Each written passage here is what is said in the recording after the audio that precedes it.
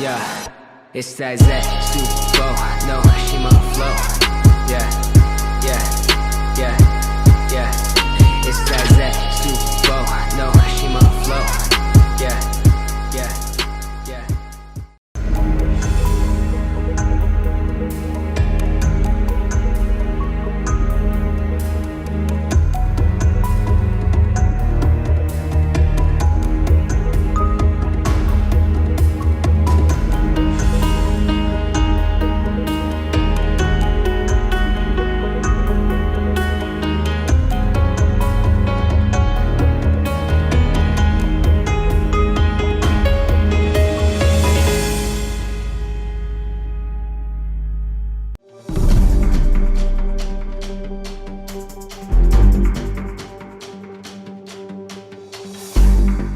Alors, un petit résumé en français. Je rappelle que vous suivez votre émission préférée, Grande Interview, et nous recevons donc sur ce plateau Macoumba Diouf. Macoumba Diouf, il est le directeur de l'horticulture, en même temps maire de Latmingué. Macoumba Diouf, donc on vous laisse le soin de nous faire un petit résumé sur l'horticulture par rapport aux avancées que vous avez pu faire, la conservation et les perspectives que vous êtes en train de mener par rapport à l'horticulture.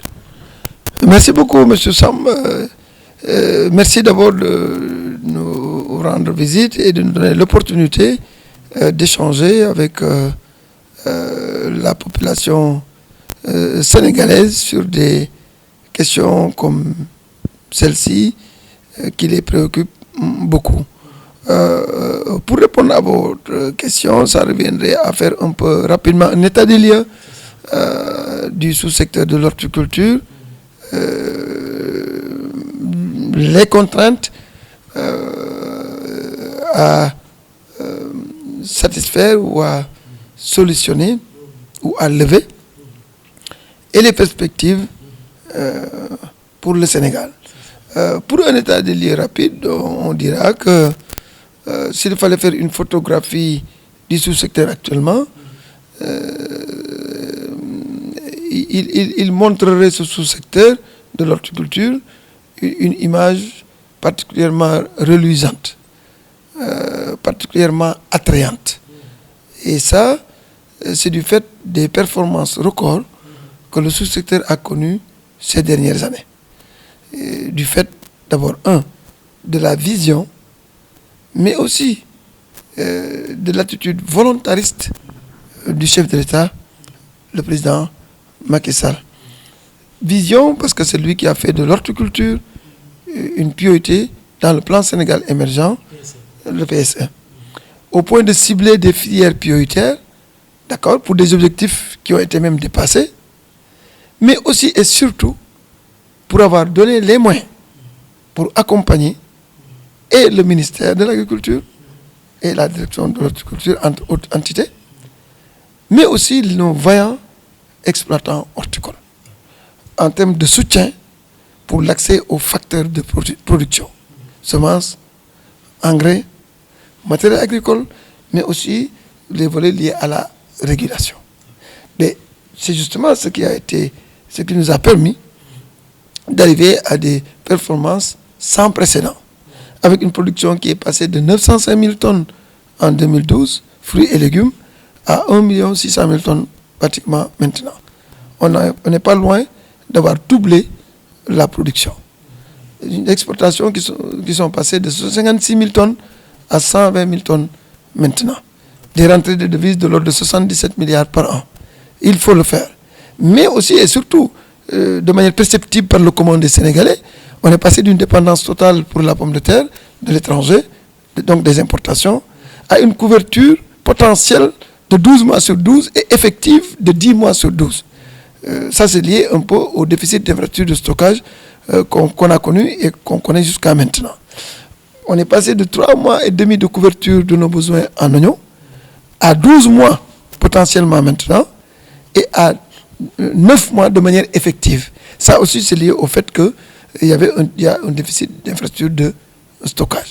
Donc, on peut dire que vous tendez vers la souveraineté alimentaire par rapport à cette... La souveraineté alimentaire, pour les légumes de grande consommation, au Sénégal, numériquement, elle a été réalisée. On peut le dire. On cherche plutôt, avec ces stratégies de souveraineté alimentaire, à consolider les acquis, mais surtout à les amplifier. Pourquoi? Parce que quand même, on devra faire fonctionner le principe des avantages comparatifs. Si au Sénégal, au moment où on ne peut pas faire du blé, sauf qu'on va en faire à partir de maintenant, mais en tout cas, on ne peut pas faire du blé à date autant que pour les légumes. Au moment où on peine pour le moment, mais on va y arriver pour la stratégie nationale, à régler la question du riz, on a une opportunité de produire plus que nos besoins pour les légumes de grande consommation. Donc, c'est un avantage comparatif par rapport à même bien d'autres pays, y compris africains. Donc, on devrait exploiter à l'optimum cet avantage comparatif pour pouvoir non seulement être autosuffisant, avoir même des stocks de sécurité, mais exporter massivement vers les pays qui ne savent pas faire ou qui ne peuvent pas faire de l'oignon, de la pomme de terre et de la carotte. Parce que ces pays, peut-être, suivant aussi le même principe des avantages comparatifs, gagneraient à faire peut-être du café ou du cacao ou autre chose que de faire de l'oignon. Donc, on trouve naturellement un marché. Et avec le CAF, la zone de libre-échange continentale africaine, c'est un marché quand même 2,2 milliards de personnes. D'accord? Donc, c'est une opportunité. D'autres pays, je l'ai dit en Wolof tout à l'heure, qui exportaient même des produits chez nous, vivent une situation actuellement de sécheresse et autres, qui fait qu'ils interdisent même l'exportation de leurs légumes vers l'Afrique. Donc, je veux dire, le contexte même nous favorise aujourd'hui. On ne devrait donc pas se priver. Donc, voilà pourquoi je disais donc qu'on va continuer dans le cadre justement de la stratégie de souveraineté alimentaire, que M. le ministre Aly Ngouille Ndiaye, ministre de l'Agriculture, de l'Équipement rural et de la souveraineté alimentaire, a élaboré en partenariat avec ses collègues de la pêche et de l'élevage pour la période 2024-2028, qu'on soit souverain au plan alimentaire pour l'essentiel des denrées de grande consommation. Légumes, mais aussi céréales et autres types de denrées. Maintenant, pour les contraintes, vous l'avez insinué, c'est surtout les infrastructures de stockage. Vous avez vu qu'on produit plus que nos besoins pour le nombre de nos légumes. Mais pour être autosuffisant, on a besoin de garder ces productions et d'étaler donc la période de disponibilité sur toute l'année, 12 mois sur 12. Mais fort heureusement, vous avez vu récemment, le chef de l'État a réceptionné du matériel agricole, y compris des chambres froides et des magasins de stockage, pour 85 milliards.